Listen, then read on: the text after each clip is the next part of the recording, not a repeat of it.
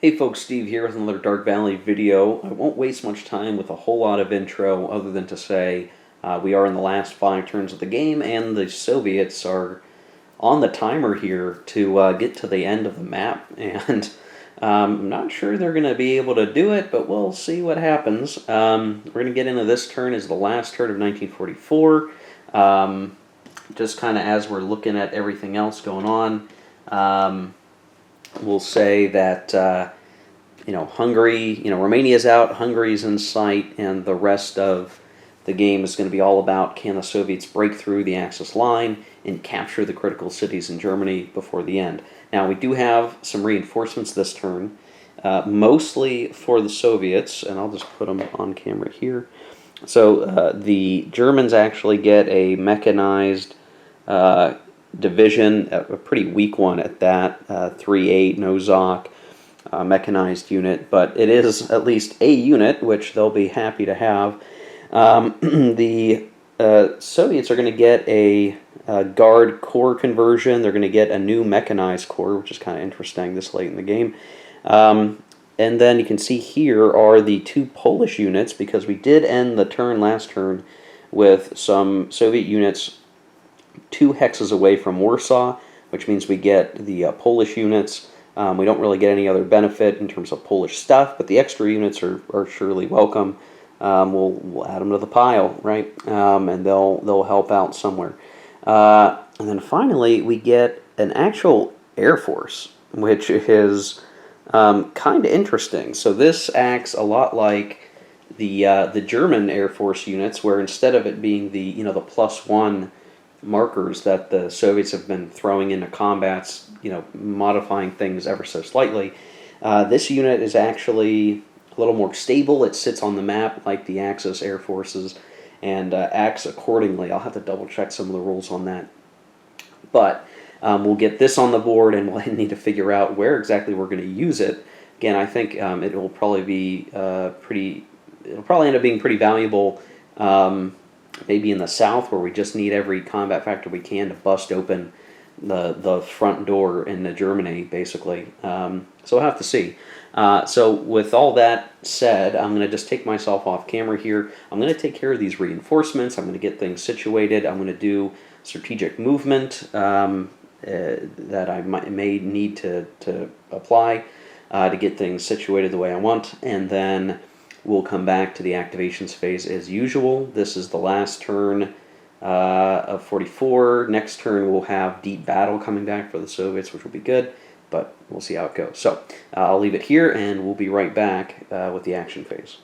Okay, so the reinforcements are in. Most units on the Soviet side have been refilled, except for a couple of units that were on the front line up here, and I actually couldn't give them a boost. And then there was one infantry guard army that I couldn't actually get steps to because I had run out. So topping off a lot of units. I probably should have filled it up rather than some of the regular armies, but I want to make sure I've got guys that can fill in and come up through. So quickly talking about the activation markers.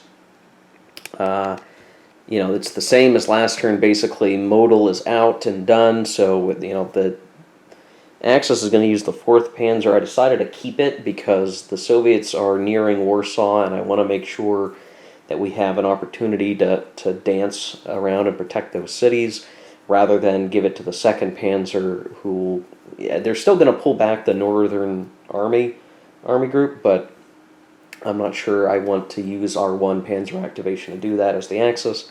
You will see I did manage to roll well for rail movement, and I moved some Axis units out, and I had put them into the Silesian region, so strong German corps in the city hexes. That should provide a stout defense. The key will be, seeing if the Soviets will eventually be able to just simply encircle that region and isolate them, but we're not quite at that stage yet. But at least having ZOC units in the vicinity will help. Again, I think as we looked at the numbers analysis here, I think in this case we still need to do movement. We need to cross several hexes of distance and get things lined up. But the good news, I guess, for that will be, we're making progress getting into Hungary, and we are closing the gap. It's just, I'm not sure what's going to happen if we get into like Germany proper and there's still a strong ring of Axis units that we can't penetrate. I think that's what's really going to matter here. But hey, we got to beat the Western Allies to Berlin, right? That's the idea. So, yeah, we're going to have the Soviets do movement, and then everything else will go in the cup except for Stavka. I only put a mechanized corps and a tank corps, guard tank corps, in the Stavka reserve. I wanted something in there, but I really needed the heavy hitters in the front line to begin with anyway. I did use my rail movement to get some very strong units situated on a point of the line I'd really like to attack. I sort of screwed up because I probably should have, as the Axis, railed some guys over here. Well, my camera goofed up again. I'm not sure when we stopped recording, and I'm not going to worry about how far back we go. Just that, the Axis maybe should have, it's too late now, but I maybe should have railed some units over here. And this is an area that I would like to hit with maybe some bombardment to get that one-step unit out of the way, and then attack these guys over here, and just create a situation where we've blown open a couple hex gap in the line that would enable us to start playing around in the backfield. I think that's the important thing that we need to have situated here. So, yeah, we're going to take care of movement. Again, Stavka only having 2 units, relatively weak units there. I've got to reset the Soviet counters. But yeah, the Stavka will mostly just be to try to move some units through a hole, a gap in the line that we might have created or something like that.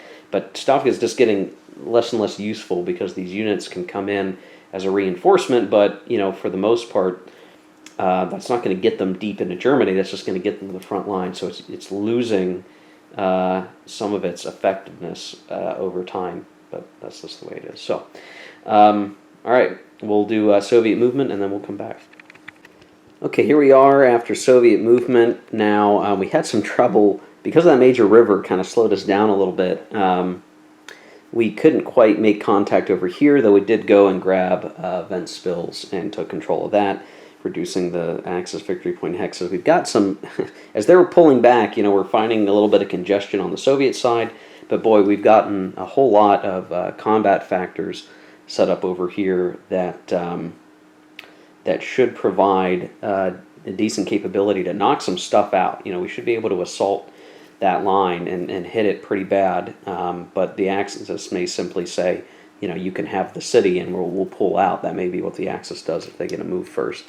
Down here, we're kind of well prepared for some offensives and attacking the line the whole way down, and then down in the south. Again, congestion getting over the mountains, it's hard to get through there, but we've got, we're sort of in the backfield here, projecting Zox, which is good. We're going to create some problems. We should be able to clear some stuff out and start making our way towards Buda in pretty good shape, all things considered from that angle. So we'll knock some stuff over here. The Axis will try to retreat, and we'll just continue to cut out around with the fast-moving guard tank army, ideally.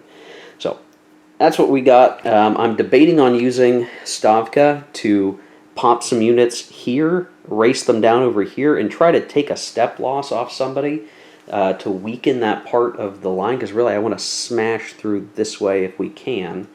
I'm not sure we're going to be able to, but whatever I can do to soften up that part of the line, I'd really like to do so that I could kind of snake some dudes through there and just create a really tough situation for the Axis. So I'm going to take myself off camera. I'm going to debate whether or not I want to do Stavka here and to make that combat happen. It'd be really hard combat because I'd only have, like, let's see, 7 combat factors attacking. I could maybe bump that up to 11 and maybe get 1-1 odds on something. But that assault marker, I'm pretty sure the Axis can use even during a Stavka marker. So it's like you can just add 4 combat factors to wherever we're attacking. It's really hard to see where that would be valuable. So I'm going to take myself off camera. I'm going to ponder that, and we'll come back. I'll either have decided to use Stavka or we'll start pulling from the cup. All right, I decided not to do Stavka. I don't think it's going to be a value here.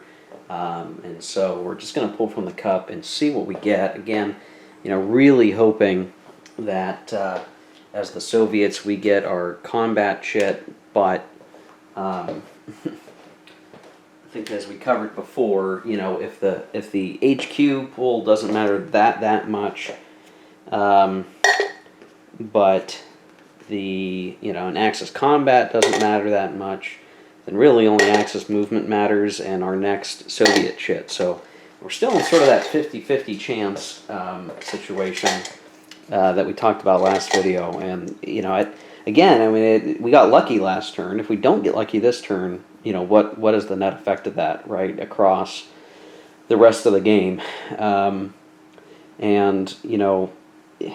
think the game is balanced enough for the scenarios. It's just a question of, after the end of the Operation Barbarossa scenario, does the Soviet army really have enough oomph to get back here? And I think I've read that, that it is a challenge. It's supposed to be a challenge. It's not supposed to be easy, but we'll see what we get. So pulling from the cup, and what do we get? Okay, well, we got lucky again. We got lucky, and we we get Soviet combat. So this is the ideal. So I will say that this is the lucky draw. The fact that we'll probably be able to do a whole lot of damage to the Axis army here might come down to luck that we pulled the right chit at the right time, I guess. So we got we flipped 2 heads in a row, and we're managing to crack the line yet again, and we'll see if we can get very far with it. I guess that's the real question, right? How far can we get with what we've got? And I've got to figure out exactly where and how we want to go. I think I'm going to use the air power actually to airstrike the one-step mechanized corps up here on the Axis side, because they're in clear terrain and we have pretty good odds. We can just knock it out, and that would just be another good hex knocked out that we can work on moving our forces through. So I'm going to take myself off camera. I'm going to handle all these combats, right? They're going to start up here, or maybe down in the south, and we'll work it all out. And we should see, I hope, a tremendous amount of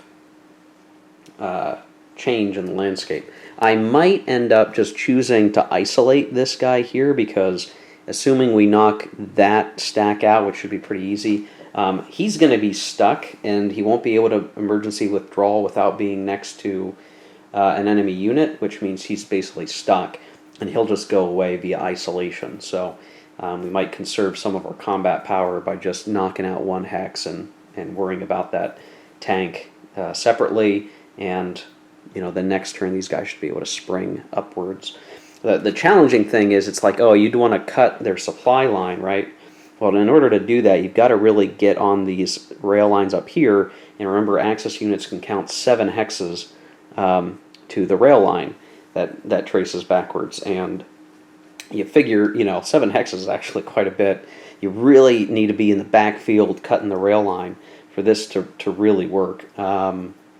So that's going to be, if we can get our guard tank army or fast-moving units up here, and that's sort of the original reason why I had some of the tank units over here that I did.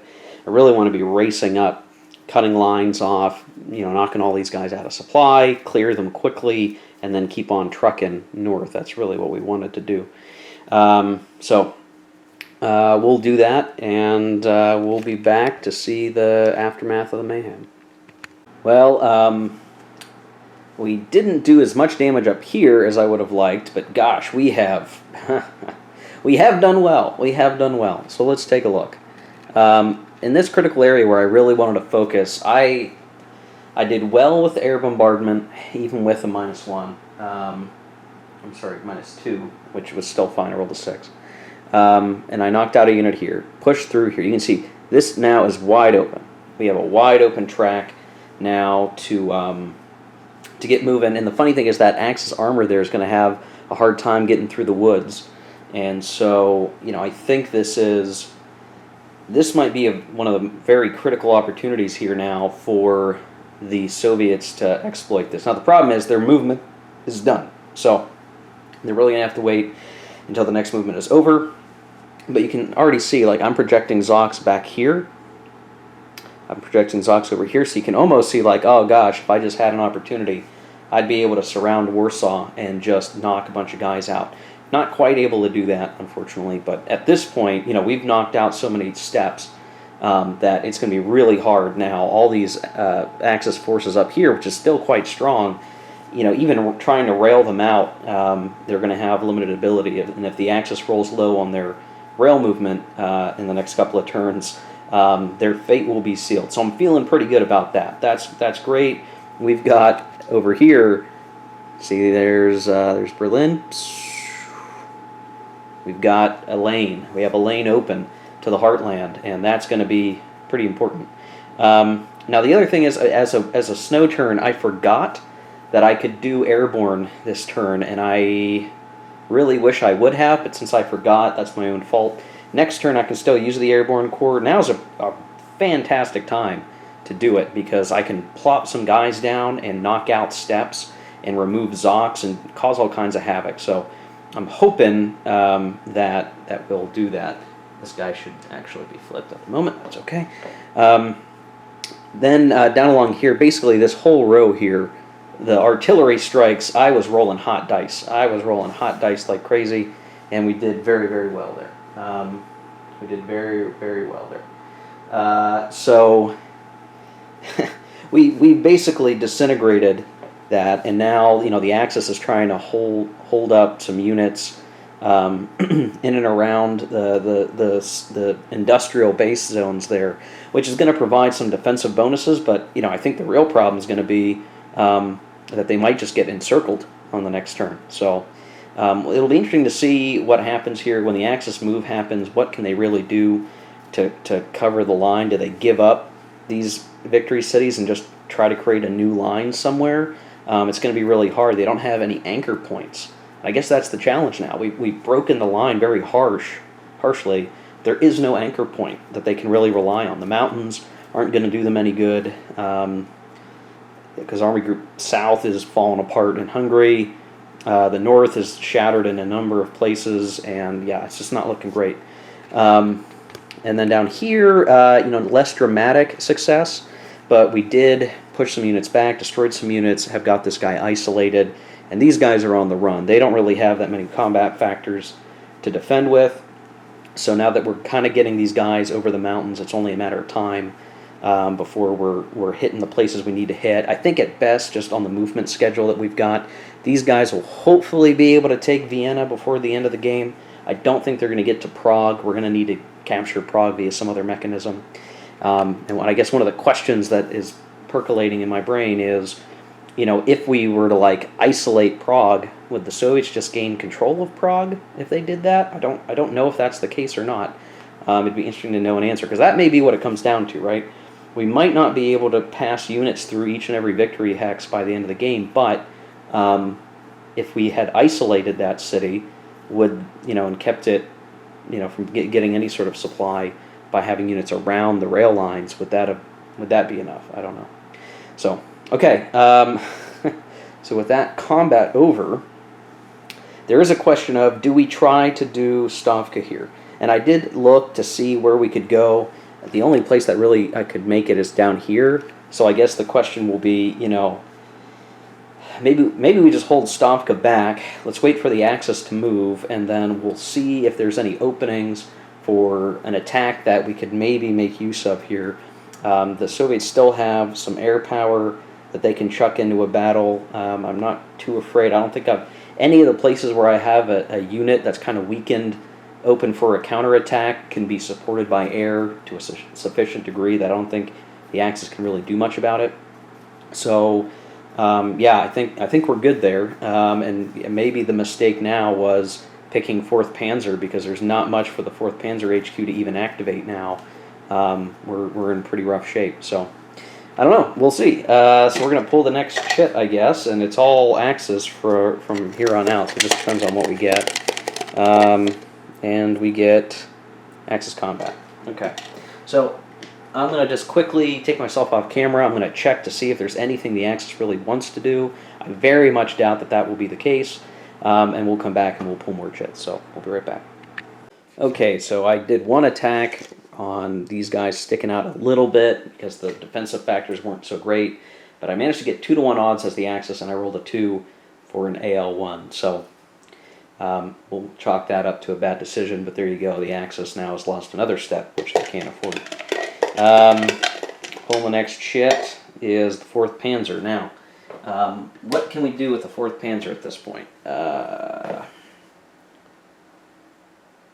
He can activate basically 4 stacks. Let's see, do, let me double check. Let's see, -1 movement to all Axis units. So we could do, getting out of the Zocs, we could do 1, 2, 3, 4, 5. Get him in a Warsaw. Since Zocs don't project over the river, go 1, 2,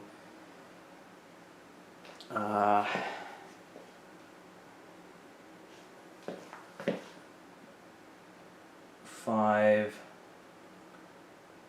6, 7, and similarly we get him 1, 2, 3, 4, 5, 6, 7.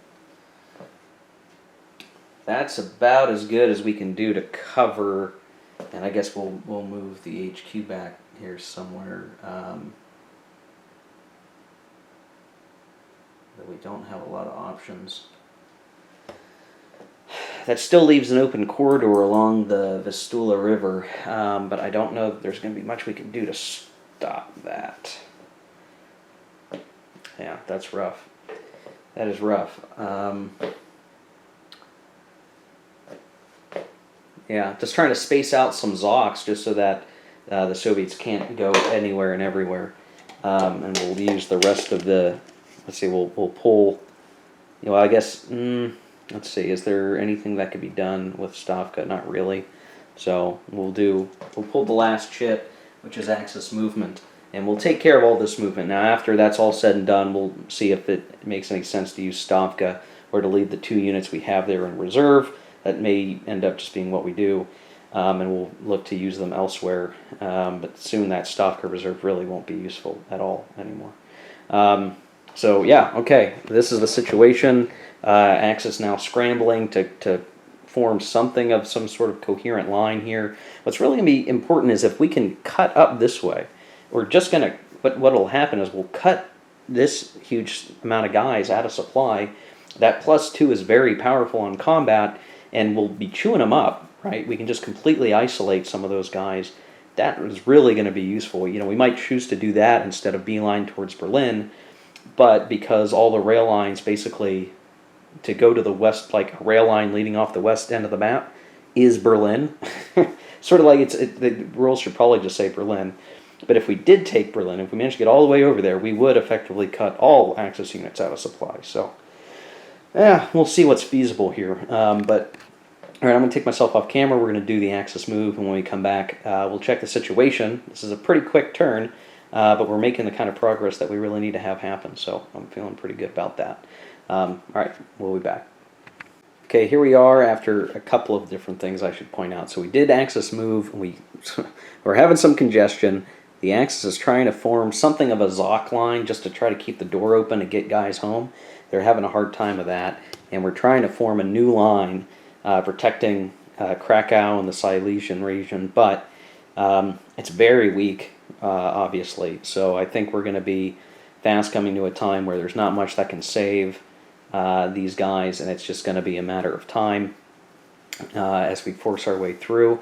In the south, they sort of created this sort of crescent line here, just doing what they can. They can be outmaneuvered here, but they're just doing what they can to stand in front of the city and delay the Soviet forces. They might have, it might be a decent chance here, but I think this whole line's going to disintegrate pretty quickly, because even the meager Soviet forces in a regular army might be enough to knock out some of these units.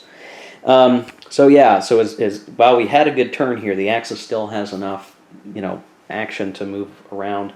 We did use Stavka to come in and take Vilnius, that had been vacated by the Axis, just to get in a little bit of extra movement and get these guys closer to where they need to be for next turn.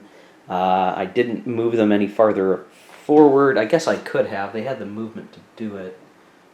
Because then it's the question of 16 to 8. Yeah. I don't think it makes a difference.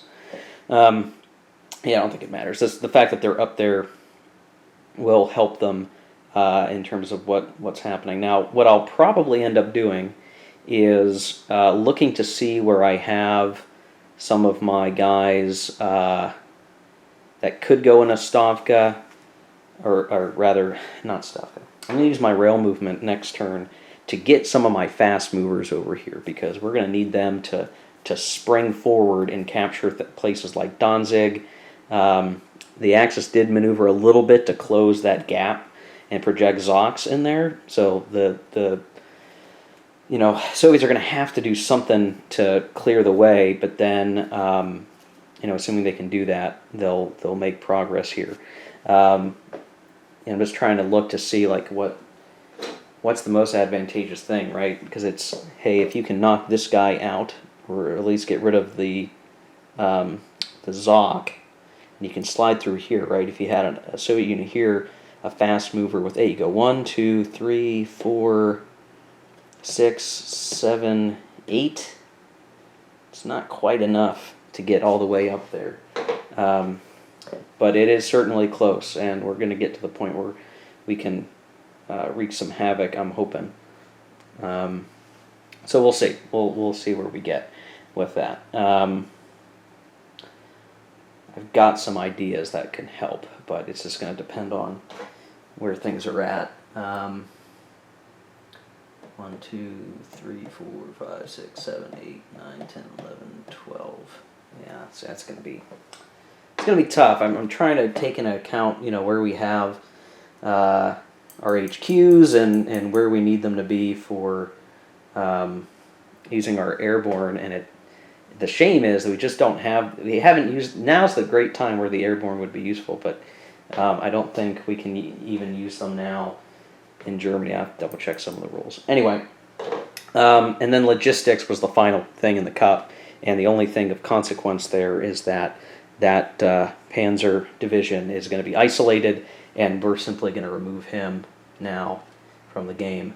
So many steps lost by the Axis. They don't have a whole lot left. I think the real key thing is, can they get these guys in the north down these rail lines? They're going to have to use their rail to get some guys on some critical rail junctures, some lone infantry corps with Zox probably to hold the line.